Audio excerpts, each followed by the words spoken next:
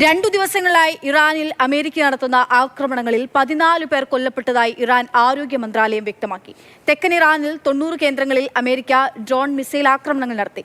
കുവൈറ്റിലും ബഹ്റൈനിലും ഖത്തറിലുമായി Iran നടത്തിയ തിരിച്ചടിയിൽ വലിയ നാശനഷ്ടമുണ്ടായി. കുവൈറ്റിൽ ഒരാൾക്ക് പരിക്കേറ്റു.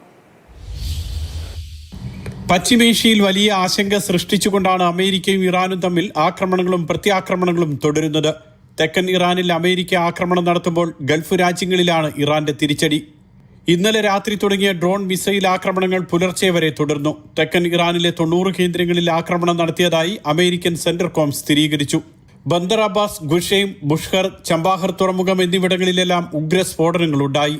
2 ദിവസങ്ങളിലായി അമേരിക്ക നടത്തിയ ആക്രമണത്തിൽ 14 പേർ കൊല്ലപ്പെട്ടതായും 78 പേർക്ക് പരിക്കേറ്റതായും ഇറാൻ വ്യക്തമാക്കി. 47 പേർ ഇപ്പോഴും ചികിത്സയിലാണെന്ന് ഇറാൻ ആരോഗ്യ മന്ത്രാലയം അറിയിച്ചു.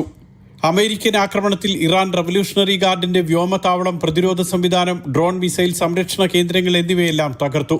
ഇറാന്റെ തിരിച്ചടിയിൽ കുവൈറ്റിലാണ് വലിയ നാശനഷ്ടമുണ്ടായത്. 4 മിസൈലുകളും 10 ഡ്രോണുകളും ഉപയോഗിച്ച് ഇറാൻ നടത്തിയ ആക്രമണത്തിൽ ഒരാൾക്ക് പരിക്കേറ്റു.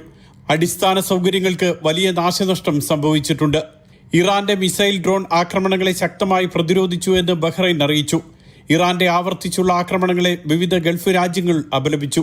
ഹോർമൂസ് കടലിടുക്കിൽ ഇറാൻ ആക്രമണം തുടർന്നാൽ കൂടുതൽ ശക്തമായ ആക്രമണം നേരിടേണ്ടി വരുമെന്നാണ് US വൈസ് പ്രസിഡന്റ് JD വാൻസിന്റെ മുന്നറിയിപ്പ്.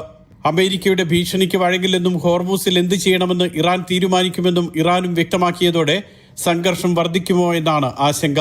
Mathrubhumi news, Dubai.